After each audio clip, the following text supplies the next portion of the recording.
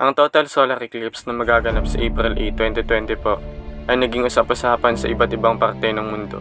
Iba't iba rin ang pananaw ng mga tao sa mangyayaring ito, ngunit hindi pa ito ang katapusan ng mundo. Ano nga ba ang total solar eclipse? Bakit maraming natatakot dito? Katapusan na nga ba ng mundo?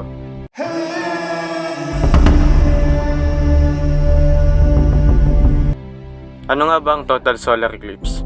Ang total solar eclipse ay ang pagdaan ng buwan sa pagitan ng araw at ng mundo. Sa ganitong pangyayari natatakpan ng buwan ang kabuoang liwanag ng araw, kaya't nagiging parang madaling araw o gabi sa ilang parte ng mundo. Bakit maraming natatakot dito? Una, ito ang magiging pinakamatagal na solar eclipse sa US mula noong 1806 at tatagal ito ng halos 4.5 minuto. Mas matagal ito sa naging solar eclipse sa US noong August 21, 2017 na tumagal ng 160 seconds o 2 minutes and 40 seconds. Pangalawa, ito ang magiging pinakamadilim na solar eclipse sa US sa loob ng 217 years.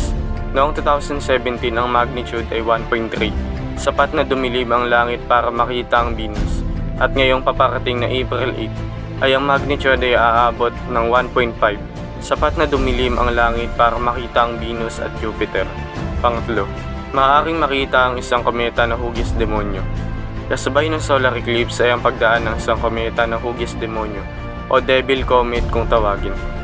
Tinawag itong Devil Comet dahil sa itsura nito na may sungay na tulad ng sa demonyo. At kapag ito ay tumama sa atin, ay doon na masisira ang ating mundo. Sinasabi rin ng iba na ito na ang senyales ng pagsisimula ng Great Tribulation. Pang-apat, tanda ng paghahatol ng Diyos. Ito na raw ang tanda ng paghahatol ng Diyos sa mga taga-Amerika at sa buong mundo. Ang eclipse na ito ay hinambing sa biblikal na kwento ni Jonas na isinugo ng Diyos upang mangaral sa Ninive. Ipinahayag ni Jonas ang magiging paghatol sa bayang ito. Base sa kwento, tumalikod sa kanilang kasalanan ng mga taga-Ninive dahil sa babala ng Diyos at naniniwala ang iba na may nangyaring solar eclipse at dahil dito ay nagsisi sila at tumalikod sa kanilang kasalanan. Sinasabing ang mga tatamaan daw ng total solar eclipse sa Amerika ay ang mga lugar na tinatawag dating Ninive. Kaya ito daw ay isang babala para sa lahat na tumalikod sa kasalanan. Panglima, ang 3 araw na kadiliman. Naniniwala ang iba na ang solar eclipse daw sa April 8 ay tatagal ng 3 araw.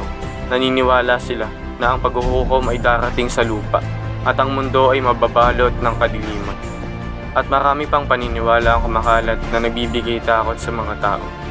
Ang total solar eclipse na mangyayari sa April 8, 2024 ay walang kinalaman sa katapusan ng mundo. At ang 3 araw na kadiliman ay hindi totoo dahil hindi ito nabanggit sa Biblia. Huwag nating paniwalaan at katakutan ng solar eclipse na magaganap, kundi ang dapat nating paniwalaan ay ang mga nakasulat sa Biblia at hindi ang haka-haka lang ng tao. Magkaroon tayo ng pananampalataya sa Kanya at gawin natin kung ano ang kalooban niya at ililigtas niya tayo sa apoy ng impyerno at sa lahat ng kapahamakan. Huwag natin baliwalayin ang Kanyang salita, bagkos ay pamalita pa natin ito sa iba upang magkaroon din sila ng paniniwala sa Panginoong Jesucristo. Yan lamang po at God bless.